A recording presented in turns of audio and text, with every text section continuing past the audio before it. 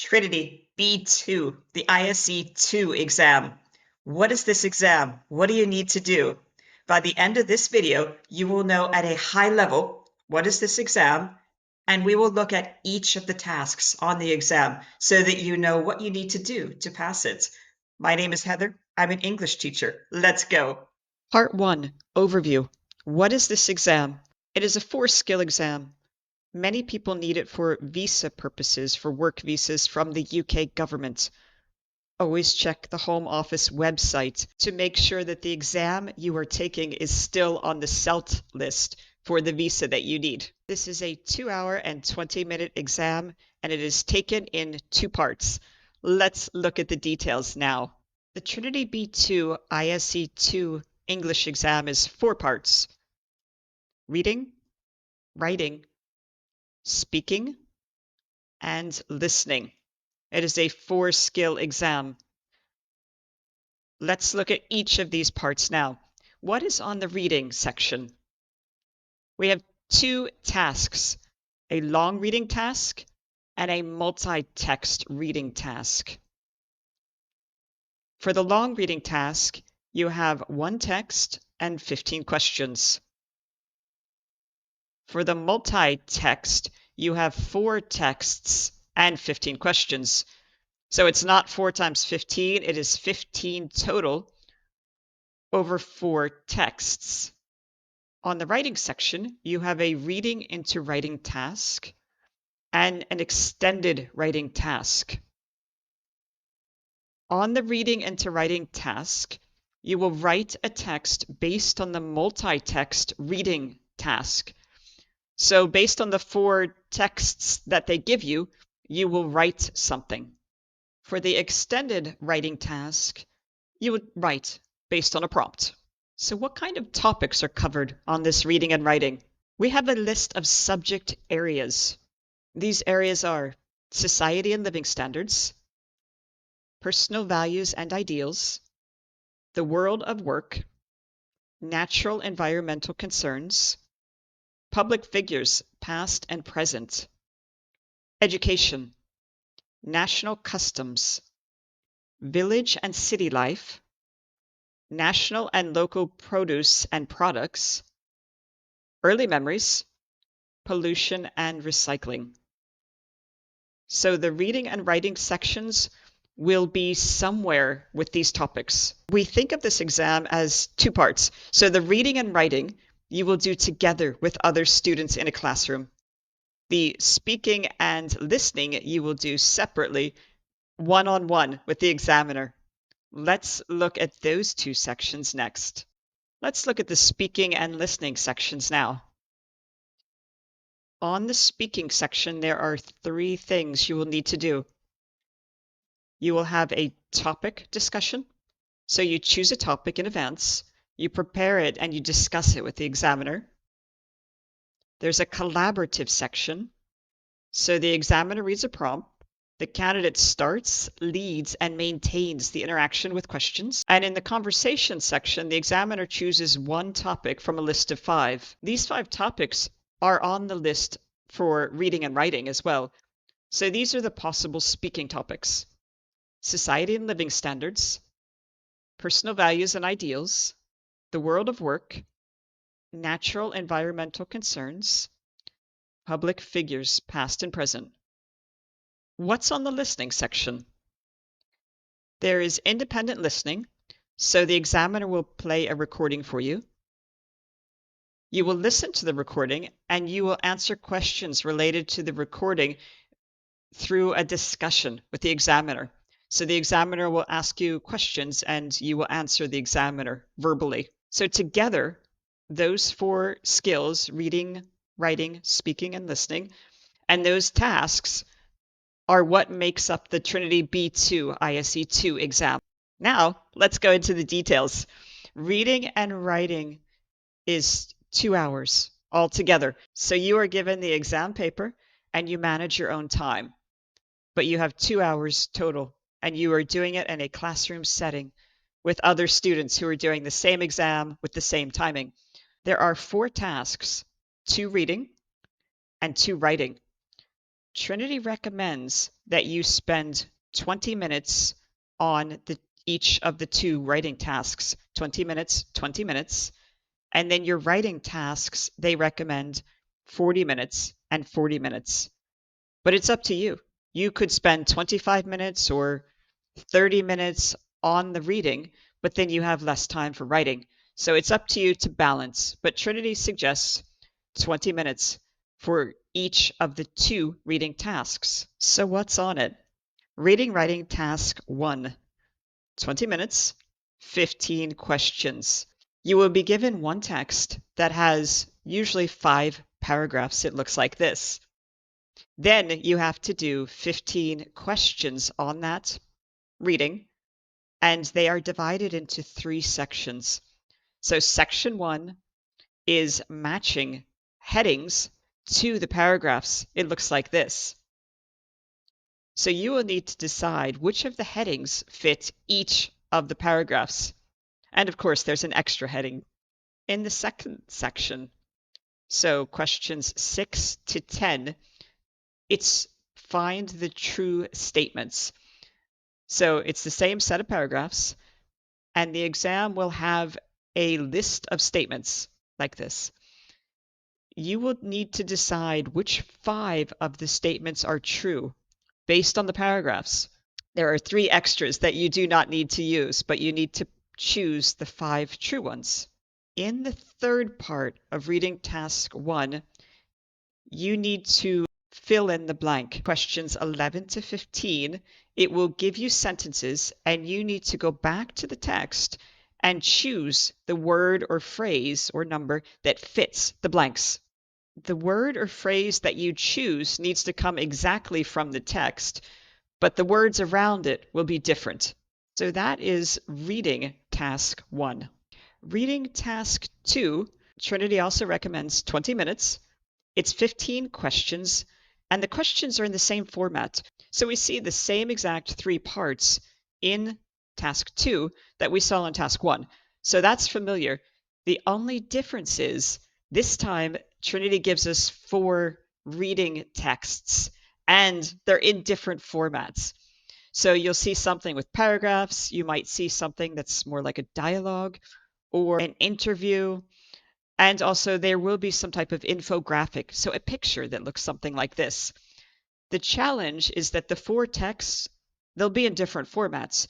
So when you are doing the questions, you'll need to go between the 4 texts, which are presenting information in a different style, in a different tone, and you'll need to choose the answers from those 4 texts. And that's your task 2, reading. Reading and writing.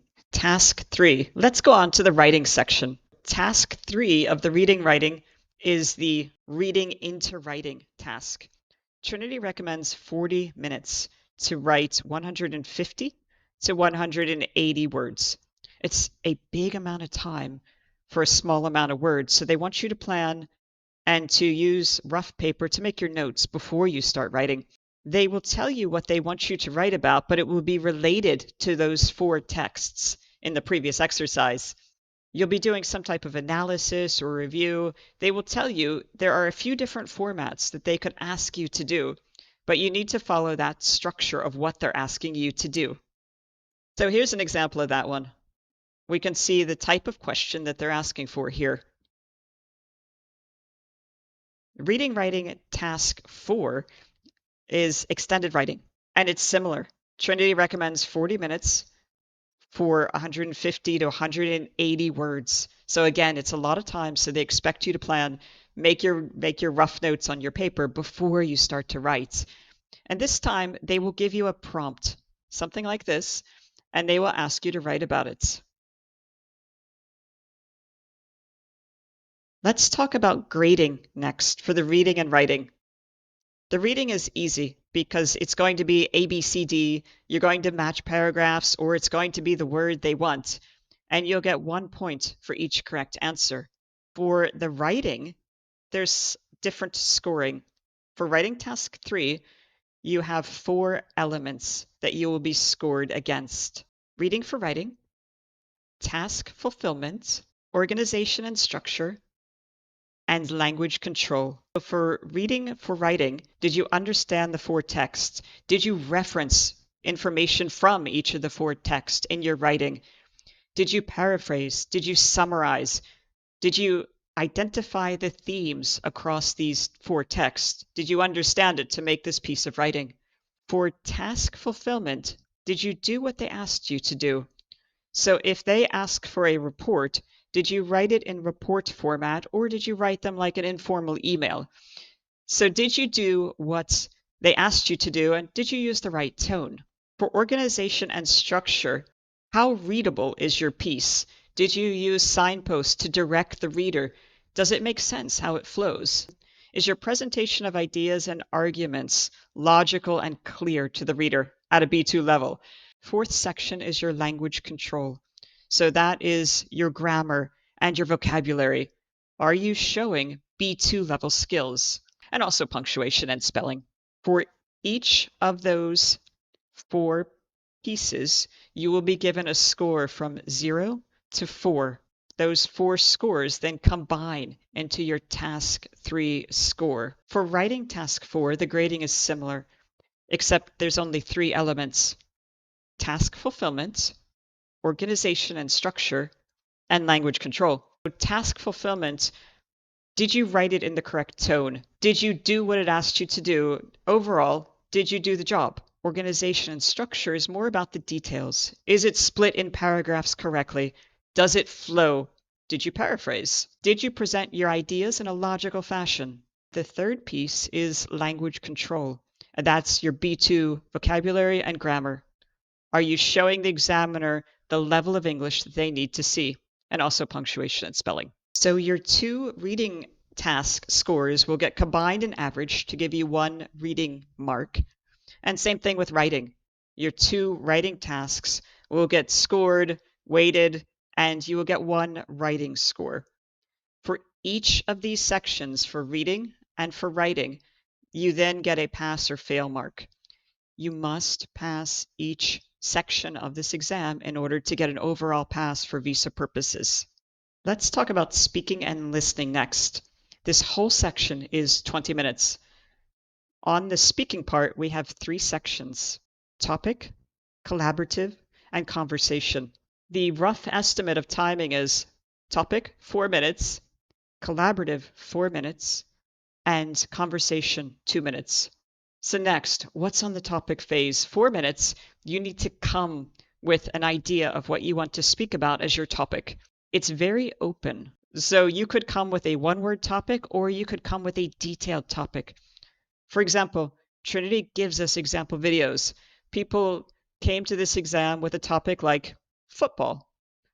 Other people came to this exam with a detailed topic like why football players shouldn't be paid as much as they are. It depends a little bit on you, your speaking style, your preparation style, how much in detail you like to go on certain topics, but it's pretty open. And you have flexibility. You could talk about something like sports, hobbies, your job is also a great one, but it's up to you to decide your topic. This is a little different than the lower levels. You are not bringing a topic form that you must fill out. It's very open. So you could come with nothing, or you could come with notes for the examiner, a picture, a mind map, and it comes up to how do you like to prepare, how do you like to speak about things. It's very flexible, so it's your choice. Speaking section 2 is collaborative. So the examiner will read a prompt, and then you need to lead the discussion. You need to drive it. So this is the difference between B1 and B2. At this B2 ISE II level, you are expected to lead conversations. It's not the examiner asking you questions like it would be at B1. They expect you to be the person in control of the questions. So you're moving the discussion along. As you're speaking, you'll want to highlight the grammar points so that you can talk about differences, similarities, advantages, disadvantages. You'll want to bring in that B2 level vocabulary here and grammar. For speaking task 3, it's conversation and it's about 2 minutes. So the examiner will choose one of the topics from the list of 5 and then you will have a conversation about that topic. And these are the possible topics: society and living standards, personal values and ideals, the world of work, natural environmental concerns, public figures, past and present. So they're pretty big topics, but it also gives you a lot of flexibility because there's a lot you can talk about when you have these topics. So they will choose one of those 5 and you will speak for 2 minutes. So how is speaking graded? There are 4 things they will assess to give you an overall speaking score. You are graded on communicative effectiveness, interactive listening, language control, and delivery. So did you do what the task asked you to do? If it asks you to talk about an environmental topic, is that what you did with the examiner? Your communicative effectiveness is how you fix things also. So if something goes wrong, how do you fix a mistake when you know you've said something incorrectly? Interactive listening, they want to make sure that you understand. So when the examiner says something like a question tag and makes a statement, isn't it? You respond appropriately to that question tag. It's how quickly you speak with the examiner, and it's showing that you understand the examiner. When the examiner makes a statement, that you respond appropriately. Language control, that is your grammar and vocabulary. So it's how you speak, the level. Are you showing a B2 level? Are you using general words like nice? Or are you using a higher level, precise, specific word? Enjoyable. We're looking to see a range of B2 grammar and vocabulary. Lastly, your delivery. How fluent are you? You're not tested on your accent. If you have an accent, that's not what is being tested here. As long as they can understand you, that's the important thing. But are you putting the appropriate stress on words? Is your intonation correct? So overall, how effective are you in speaking with the examiner? There is a range of scores for this from 0 to 4 at the maximum. And part 4 is listening. There is 10 minutes total for this section, but that includes listening to the audio. So the examiner will play an audio, you will listen. The examiner will ask you a question about it, such as to summarize it, and then the examiner will ask you more detailed questions, but the examiner will play the audio again a second time, so you have a chance to listen for those details. For this section, you are given a score from 0 to 4, depending on how well you understood the listening exercise and then were able to convey that information back to the examiner. So each of these 4 sections, reading, writing, speaking, and listening, you'll get your scores. There's some weighting involved to calculate those scores, and that will combine up into an overall result. Your overall result is either pass, pass with merit, or pass with distinction, depending on the weighted score, or fail if you did not pass. Remember, you cannot fail a section. You must make the minimum score or the exam is a fail. So you must pass a minimum pass for each of the 4 sections to pass this exam. What about grammar? What do I need to do here? What grammar do I need to show to the examiner? This B2 ISE II is a little bit different because it's not that the examiner has a small clipboard and that they're listening for you to do simple past, present perfect, future, the way we would at lower levels. For the B2, you are expected to be at a B2 level, which is a lot of grammar and tenses. However, there's not a strict checklist. But what we do know is the things that we expect to see, and that's this. So even though there isn't a checklist, Trinity does give us guidance, and it says it is cumulative. So we expect to see all of the things up through B1 successfully demonstrated, and then in addition, there's some B2 grammar that you need to have. So for example, conditionals, second and third conditionals, simple passive, used to. So for talking about habits in the past, relative clauses, that's the man who sold me the car. Modals and phrases, so giving advice and using things like should and ought to, and using them in a correct manner for an English speaker. Modals and phrases of possibility. So I may do something, I might, I'm not sure. We have discourse connectors, and that's because, due to, so when we're explaining results.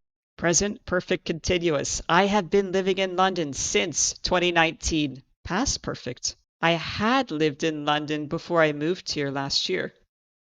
Reported speech. When we're talking about something that someone told us, linking, even though, although, in spite of, despite, sometimes people can confuse these, so they want to make sure that you have these correct. As we said, there's not a checklist, but I would also make sure that I know all of the things that are covered under the B1 ISE I exam, because that's what they expect you to already have studied and can demonstrate. So the B1 ISE I grammar includes present perfect, so using that in a standard way.